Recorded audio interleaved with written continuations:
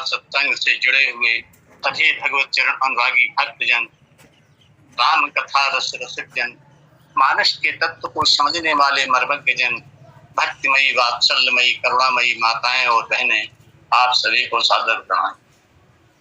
आइए मन वाणी को पवित्र करने के लिए और परमात्मा की दिव्य कथा का हम श्रवण लाभ लें। दीप शिखासन जुवति तन, मन जनि हो सि पतंग, अजहि राम तज काम मद करहु सदा सतसंग। श्यावर रामचंद्र जी की जय। बाबा तुलसी कहते हैं कि युवती का शरीर जो है वह जलती हुई और दीपक की लौ के समान है, और मनुष्य का जो मन है यह पतंगा के समान है, सलभ के समान है। अब यदि पतंगा दीपक की लौ का साथ करेगा, उसका संग करेगा, तो निश्चित ही उसको जलना पड़ेगा। परंतु ये जो मन रूपी सलभ है, मन रूपी जो पतंगा है, ये जलता नहीं है, ये पतित हो जाता है और मुंह के गहरे गर्त में समा जाता है। और इससे बचने का एक ही उपाय है कि सभी विकारों का त्याग करते हुए और सत्संग करें, भगवान का भजन करें और नित्य सत्संग करें, तो ये जो विकार है ये दूर हो जाएगा। ये जो दोहा है दीप शिखासन जुवति तन, अरण्य कांड का समापन इसी दोहे से किया गया है। सीतान्वेषण करते हुए भगवान श्री राम और शबरी के द्वारा निर्देशित किए जाने पर पंपा सरोवर में पहुंचते हैं और सरोवर में स्नान करके प्रसन्न चित्त से बैठे हैं। नारद जी ने मन में सोचा कि ऐसे प्रभु का दर्शन करें। वो वहां पहुंचते हैं, भगवान की प्रार्थना करते हैं, भगवान प्रसन्न हो जाते हैं। तब नारद जी पूछने लगे कि प्रभु मैं एक प्रश्न पूछना चाहता हूँ कि जब विवाह में चाहूं कीना, और प्रभु के ही कारण करे न दीना। प्रभु जब मैं विवाह करना चाहता था तो आपने क्यों नहीं कर दिया? तो भगवान ने उनको कई प्रकार से समझाया और समझाते समझाते इस दोहा बोल के उपदेश का समापन किया कि दीप शिखासन जुवति तन, मन जनि हो सि पतंग, अजहि राम तज काम मद करहु सदा सतसंग। संपूर्ण रामायण में मानस के 7 कांडों में ये दोहा मुझे सबसे अच्छा लगा। ये हमारी अपनी पर्सनल बात। इस दोहा में बाबा तुलसीदास जी ने मानव का रोग बतलाया कि मनुष्य को कौन सी बीमारी है, और रोग की दवाई भी बतलाई, पथ्य भी बतलाया कि पथ्य क्या करना है, और दवा को किस चीज के साथ खाना है, अर्थात अनुपान भी बतलाया। तो इस दोहे में रोग, दवा, पथ्य और अनुपान चारों का ही समापन किया गया है। प्रसंग थोड़ा सा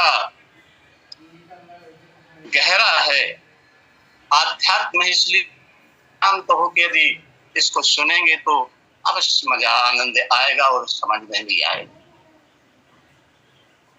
वेदों तथा शास्त्रों में सृष्टि दो प्रकार की बताई गई है, वेदों में और शास्त्रों में। एक ईश्वरीकृत सृष्टि और दूसरी जीवकृत सृष्टि। पंचादशी ग्रंथ में कहा गया है, ईशा इच्छादि प्रवेशांता सृष्टिदिशेन कल्पिता, जागृदादि विमोक्षांता संसारो जीवे कल्पिता। अर्थात भगवान ने सोचा कि मैं अकेला हूं और बहुत हो जाए, इस प्रकार का संकल्प करके परमात्मा ने पंचभूत, 10 इंद्रियां, शरीर इत्यादि की रचना की और जीव के रूप में स्वयं उस शरीर में प्रविष्ट हो गए। यहां तक का जो व्यवहार हुआ, यहां तक की जो रचना हुई, यह ईश्वरी कृति रचना है। इसके बाद जागृत, स्वप्न, सुषुप्ति, ये अवस्थाएं, ये अच्छा है, ये बुरा है, ये ऊंचा है, ये नीचा है, ये ऊंच नीच वाला और छोटा बड़ा, इसका विचार किया और बुद्धि के द्वारा वस्तुओं के साथ अपना संबंध जोड़ा। बुद्धि के द्वारा वस्तुओं के साथ अपना संबंध जोड़ दिया। अपना संबंध किन वस्तुओं से जोड़ा? जैसे कि परिवार से है, संबंधियों से है, मित्रों से है, सुहृदों से, इनको अपना मान। और विवेक जब उसका जागृत हुआ तो इन सबसे संबंध तोड़कर वह बंधन से मुक्त हो गया। यहां तक ये जो व्यवहार है, यह जीव की रचना। ईश्वर की रचना ना किसी को बांधती है और ना किसी को मुक्त करती है, क्योंकि वह तो ईश्वर की तरह ही मुक्त है। बंधन और मुक्ति ये जीव की रचना है, हमारी रचना। जीव अज्ञानवश अवस्था में, वस्तु में, शरीर में, परिवार में, संबंधियों में अपनापन जोड़ लेगा। और जब अपनापन जोड़ेगा, यही तो बंधन का कारण है। जितना अपनापन बढ़ता जाएगा, बंधन उतना ही गाढ़ा होता चला जाएगा।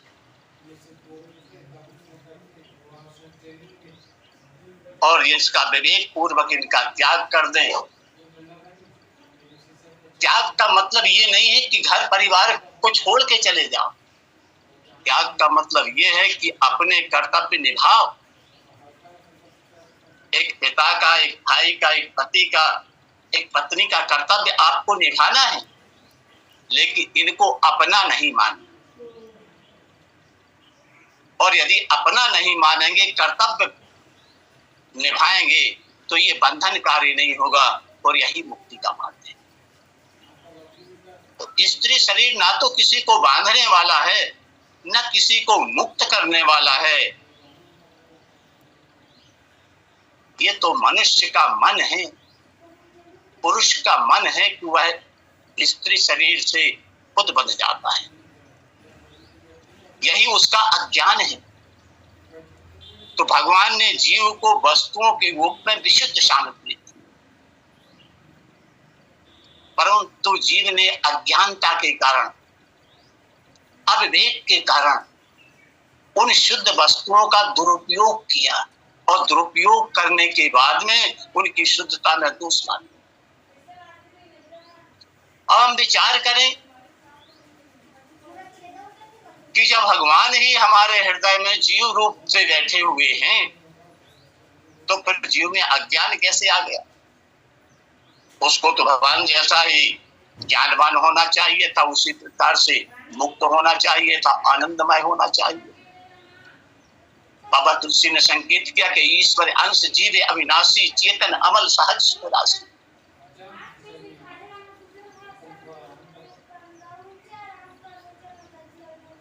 फिर उसमें ये अज्ञान आया कहां से?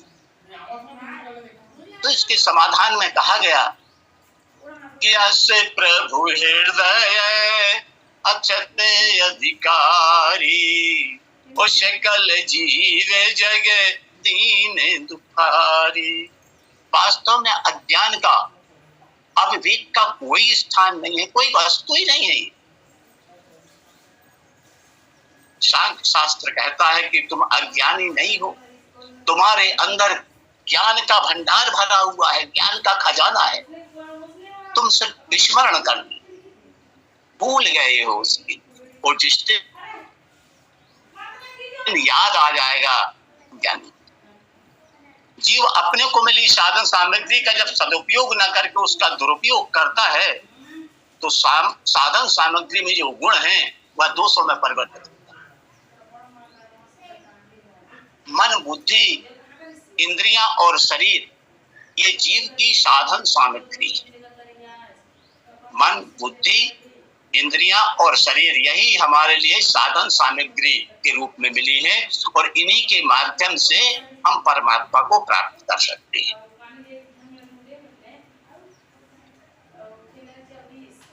लेकिन हमने सांसारिक वस्तुओं से, भौतिक वस्तुओं से इतनी एक रूपता कर ली, इतना तादाद में जोड़ लिया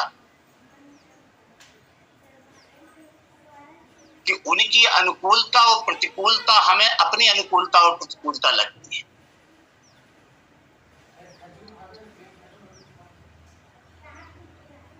इसी प्रकार जीवों को जो साधनों का राजा था, वह साधनों का अनुचर बन गया।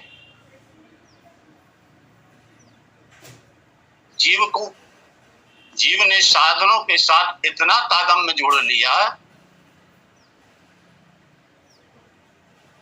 कि वह शरीर को ही अपना स्वरूप मान बैठा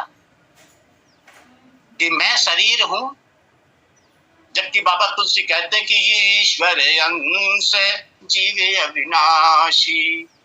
लेकिन उसने साधनों से इतनी एक रूपता कर ली कि अपने आप को शरीर मान बैठा। यही उसका अज्ञान है, यही जीव की भूल है और यही उसकी विडंबना है। जीव को भोगासक्ति ही पदार्थों से बांधती। जीव में जब भोग करने की आसक्ति जागृत होती है, कामनाएं जब जागृत होती हैं, तो उनसे बनता चला जाता है। तो भूल अपनी है और अपने में। अतः अपनी वास्तविक सुरक्षा तभी हो सकती है जब हम अपनी भूल को हम अपने से दूर करें, अपने आप को सुधारें। कभी कभी बड़े बड़े महर्षि संत लोग भी पथभ्रष्ट होते हुए दिखाई देते, और जब ये बड़े बड़े महर्षि संत लोग पथभ्रष्ट हो जाते हैं तो उनको देख के हमें निराशा के गर्त में चले जाते हैं कि जब ऐसे ऐसे महर्षियों का ये हाल है तो हम तो बहुत ही साधारण जन हैं, हमारा क्या होगा, ये सोच के हम और ही ज्यादा निराशा के गर्त में चले जाते हैं। ऐसे साधनहीन कमजोर लोगों के लिए और शास्त्र राह दिखाता है, उनका पथ प्रदर्शन करता है। जिस व्यक्ति ने कभी भी कुपथ का सेवन नहीं किया है वह बीमार नहीं हो सकता, उसको रोग नहीं हो सकता। लेकिन जिसने कुपथ का पान किया है उसको तो बीमारी होगी, और जब बीमारी होगी तो वैद्य के पास जाएगा, और जब वैद्य के पास जाएगा तो वैद्य उसको रोग मुक्ति की दवाई देगा और कहेगा कि आपको ये दवा अमुक चीज के साथ खाना है और अमुक अमुक पथ्य करना है।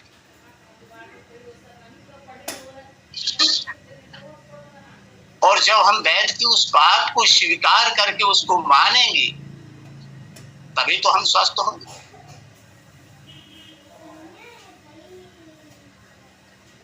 तो संसार गर्त में, रोग के गर्त में ढकेलने वाले दोष कौन से हैं? तो जितने भी दोष हैं उन दोषों में सबसे बड़ा दोष है कामासक्ति अर्थात काम। और ये काम शब्द जो है बहुत ही व्यापक है। इसमें हमारे मन में जिन जिन वस्तुओं को प्राप्त करने की कामना जागती है वह सब कामना कहलाती है, कामासक्ति कहलाती है। और ये कामासक्ति का जन्म जो है रूपासक्ति से होता है। रूप को देखेंगे मन में कामना पैदा हो जाएगी। अतः स्त्री के लिए पुरुष और पुरुष के लिए स्त्री शरीर दोनों ही कुपथ हैं दोनों के लिए। इसीलिए बाबा तुलसी आदेश करते हैं कि तजी काम मद, काम और मद ही कुपथ है। और जब तक इनका त्याग नहीं करेंगे तब तक दवाई असर नहीं करेगी। आयुर्वेद कहता है कि नो पथ नो इलाज। यदि आप पथ नहीं कर सकते तो इलाज की कोई आवश्यकता नहीं, क्योंकि मरने में थोड़ी और शीघ्रता हो जाएगी। और यदि आप पथ कर सकते हैं तो भी इलाज की आवश्यकता नहीं है, क्योंकि पथ ही औषधि का काम करने लगी। इस रोग की दीप सखा समझवती तन मन जनि होश पतंग। इस रोग की रामबाण दवा है परमात्मा श्री राम का भजन कर, भगवत प्रेम कर, सदा राम नाम का भजन करते रहो, राम नाम रूपी गोली का सेवन करते रहो, तो रोग अपने आप। पुनः भाव ये कि कामा शक्ति राग स्वरूपा है। कामना जो है ये हमारा राग है, तो ये राग रूप है। और इसकी जो निर्वृत्ति है, राग की जो निर्वृत्ति है वह किसी प्रबलतम राग से हो सकती, और भगवत प्रेम से बढ़कर तो कोई दूसरा राग है ही नहीं। इसी कारण बाबा तुलसी ने कहा कि भज ही राम तजी काम। राम जी का भजन करो और कामना का त्याग। कामना रूपी कुपथ का त्याग कर राम भजन रूपी दवा का सेवन करें, और भगवान का भजन करने से भगवान के चरणों में प्रेम हो ही जाएगा। और भगवान के चरणों में प्रेम हो गया, यही तो प्रेम रस है। इसी को प्रेम रस कहा गया है।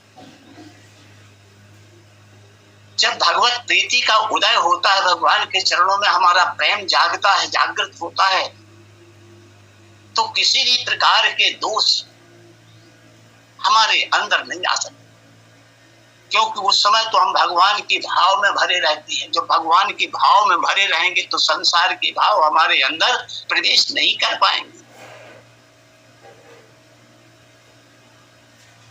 भगवान के मंगलमय चरणों की शरण लें और सदा सदा के लिए निर्भय हो जाएं। पुनः इसका भाव ये है कि श्री राम का भजन निष्काम भाव से करना चाहिए। भगवान का जो भजन है वह निष्काम भाव से किया जाना चाहिए। यदि कामना रख के भजन किया गया तो राम भजन नहीं कहलाएगा। कामना सामने रख के यदि हम भजन करते हैं तो यह काम भजन हो जाएगा।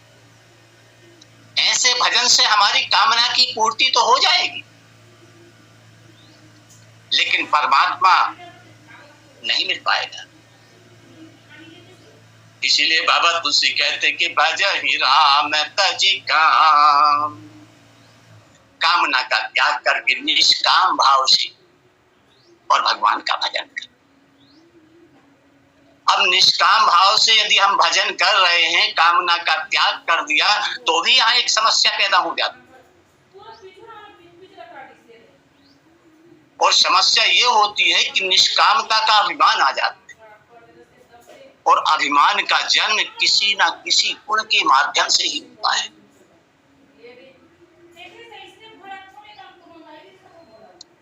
और एक ऐसा प्रवाह है, अभिमान ऐसा प्रवाह है, ऐसी धारा है जो बिना भगवत कृपा के और जीव इसके पार नहीं पा सकता है, इसके उस पार नहीं जा सकता है। तो अभिमान का जन्म किसी ना किसी गुण के द्वारा होता है, और साधक इसे देख नहीं पाता। इस मधुर विष को वह देख नहीं पाता है, और वह क्या सोचता है कि ये आत्मगौरव समझ के, आत्मगौरव का नाम देके और उसको पुष्ट करने में लगा रहता है। इसी कारण से प्रभु की सार्वभौमिकता, सामर्थ्य को भूलकर वह अपने चरम लक्ष्य पे नहीं पहुंच पाता। इस गर्त से तभी निस्तार होगा जब भगवान वैसी कृपा कर दें जैसी देवर्षि नारद के ऊपर। नारद जी का प्रसंग आप सभी लोग जानते हैं, मैं संकेत पर कर रहा हूं।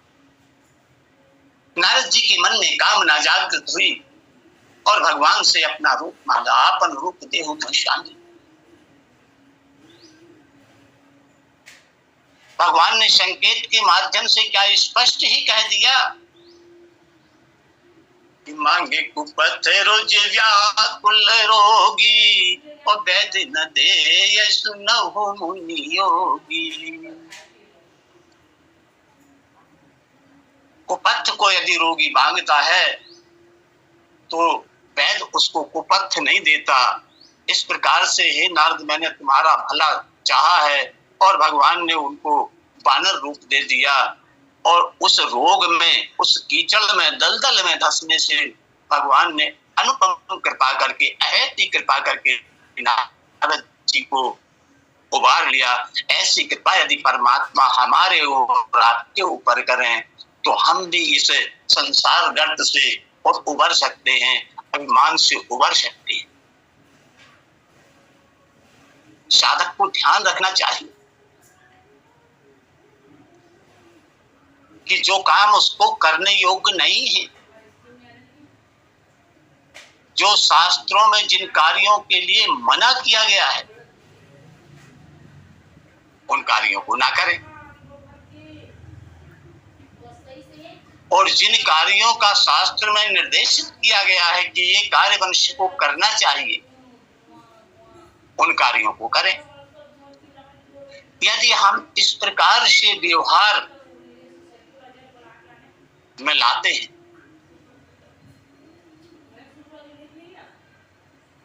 तो फिर इससे अभिमान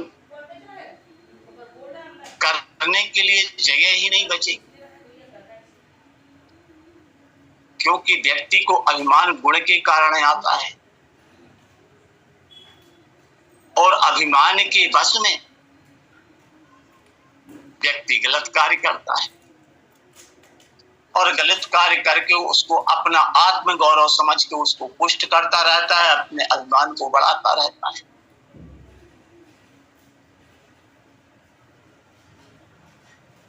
लेकिन जब हम न करने योग्य कार्य करें ही ना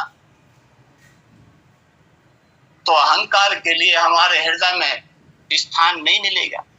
और जब स्थान नहीं मिलेगा, जगह नहीं बचेगी, तो अभिमान से हम सुरक्षित रह पाएंगे। और इसी कारण बाबा तुलसी ने कहा कि भजहि राम तजि काम मद। काम के साथ साथ मद का, अभिमान का त्याग आवश्यक है। क्योंकि कामना का तो त्याग कर दिया लेकिन अभिमान का त्याग नहीं किया तो उद्धार नहीं होगा। क्योंकि अभिमान तो सबसे खतरनाक माना गया है, यह अहंकार जो है सबसे खतरनाक। साल भर दबा रहा है अहंकार, नहीं जागा, 6 महीने तक नहीं जागा और एक दिन के लिए जाग गया तो होता क्या है? जागत होए तिहु पुर त्रासा। बाबा तुलसी ने अहंकार के रूप में कुंभकर्ण के लिए निरूपित किया है। वो 6 महीने तक सोता है और एक दिन के लिए जागता है, और जब जागता है तो तीनों लोगों में हाहाकार मच जाता कि ये न मालूम कितना खाएगा, किस किस को खा जाएगा। इसी प्रकार से हम साधना कर रहे हैं, साल भर साधना करते रहे और 1 साल के बाद में एक दिन के लिए अहंकार जाग गया तो साल भर की साधना का फल खा जाता। हम फिर जस के तस रह जाते हैं। जिस स्थान से हमने यात्रा शुरू की थी हम लौट के वहीं पहुंच जाते हैं। इसीलिए तो बाबा तुलसी कहते हैं कि भजहि राम तजि काम मद। रघुनाथ जी का भजन करें, काम और मद को, कामना को और अभिमान का त्याग करें। और जब तक इनका त्याग नहीं करेंगे तब तक दवा आसन नहीं करेंगे और होगा एक साइड इफेक्ट हो जाएगा। मानस में 2 ऐसे पात्र हैं जिन्होंने किसी पुस्तक में पढ़ा होगा या किसी संत से सुना होगा कि ब्रह्मचर्य रूपी गोली खाने से परमात्मा की प्राप्ति होती है। ब्रह्मचर्य रूपी और टैबलेट खाने से परमात्मा की प्राप्ति होती है, तो दोनों खाने लगे। और जब दोनों खाने लगे तो ट्रेंड नहीं थे, ये पता ही नहीं था कि किसके साथ में खाना है।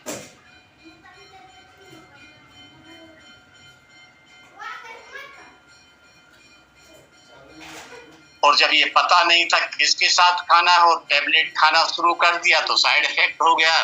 एक रोग तो दूर हुआ, लेकिन दूसरा रोग पैदा हो गया। आप समझ गए होंगे मैं संकेत किसकी ओर कर रहा हूं। ये दो ब्रह्मचारी पात्र हैं जो ब्रह्मचर्य रूपी गोली खाते हैं, एक नारद जी, दूसरे भगवान परशुराम जी। साइड इफेक्ट हुआ तो एक को काम ना जाग गई कि जब तब कछु न हो यही काला, और हे विधि मिले कवन विधि बाला। एक तो हमारे देवर्षि नारद, उनको साइड इफेक्ट ये हुआ कि उनके हृदय में काम जागृत हो गया। और दूसरे भगवान परशुराम जी जो स्वयं ही कहते हैं कि बाल ब्रह्मचारी अति क्रोधी, विश्वविद क्षत्रिय कुल द्रोही। मैं बाल ब्रह्मचारी हूँ, अत्याधिक क्रोधी हूँ और क्षत्रिय कुल का द्रोही हूँ। तो राम नाम रूपी गोली खाएं, राम भजन करें और काम और मद का त्याग करें। ये कुपथ है, इस कुपथ का त्याग करें। तो किसके साथ खाएं गोली? इसका सुंदर अनुपान क्या है? तो बाबा तुलसी लिखते हैं कि भजिए राम तज काम मद करहु सदा सत्संग। भाव संसार ही रोग है। संसार सागर में जो राग और ईर्ष्या है, द्वेष है, राग और द्वेष ही संसार कहलाता है। हमें किसी न किसी व्यक्ति से राग होता है तो किसी व्यक्ति से द्वेष होता है। मैं और मोर दूर तय माया, यही तो संसार है, यही रोग है। और इस रोग की दवा जो है भगवान का भजन है। काम और मद ये पथ है, इसका कुपथ है, इनका त्याग करना है। और इसके बाद बाबा तुलसी आदेश देते हैं कि करहु सदा सत्संग। सत्संग रूपी अनुपान के साथ में इस दवा को खाना है, तो हम रोग से मुक्त हो जाएंगे। क्योंकि सत्संग ही वह दुकान है जहां पर ये राम नाम रूपी गोली मिलती है। आने जगह नहीं मिले, सत्संग में ही मिलती है। यहीं से राम प्रेम प्राप्त किया जाता है। और सत्संग की शरण लिए बिना ना तो औषधि प्राप्त होगी और ना ही हम पथ का पालन कर पाएंगे। इसीलिए बाबा तुलसी कहते हैं कि करहु सदा सत्संग। ये सत्संग कब तक करें, इसकी क्या कोई सीमा है? तो स्वामी राजेश्वरानंद जी महाराज एक उदाहरण दिया करते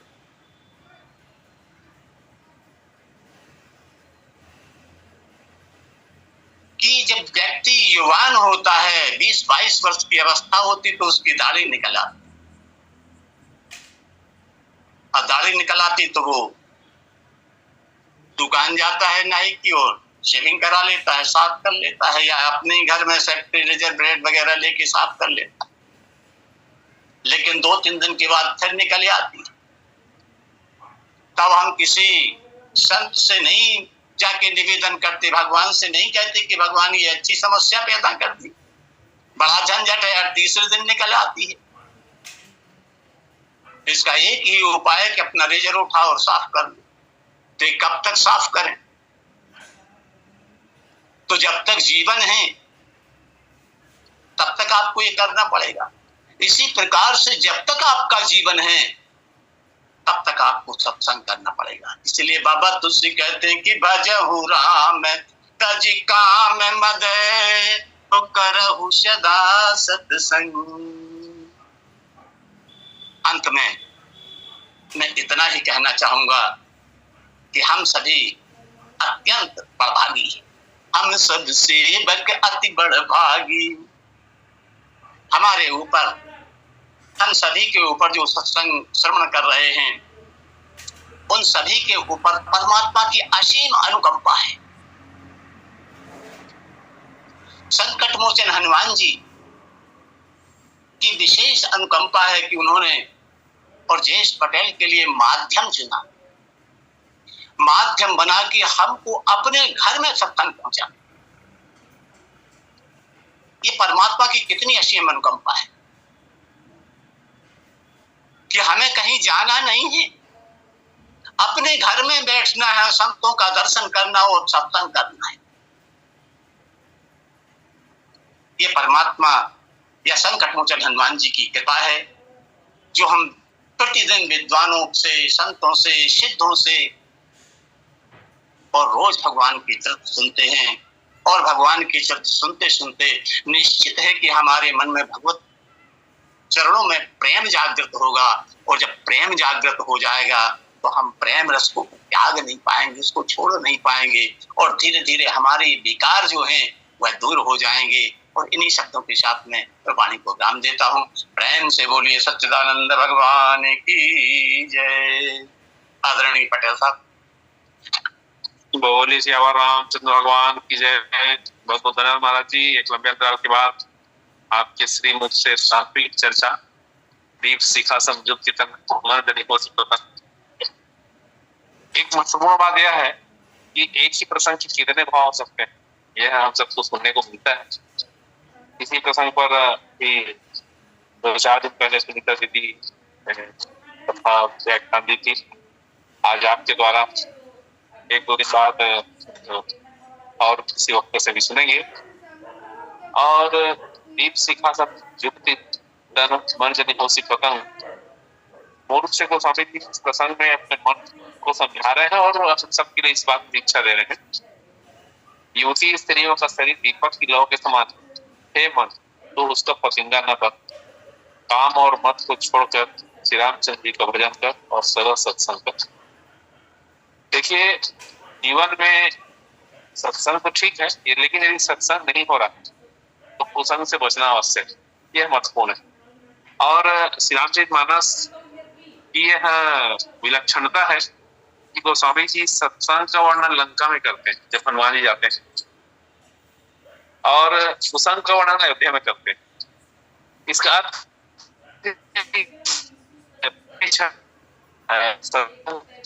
है। दीप शिखा को मनोहर देखकर मन पतन होकर टूटता है और भस्म हो जाता है।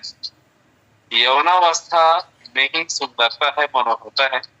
जहां यौनावस्था गई तहां मनोहरता भी चली जाती है। इसलिए गोस्वामी जी अपने मन को शिक्षा देते हैं।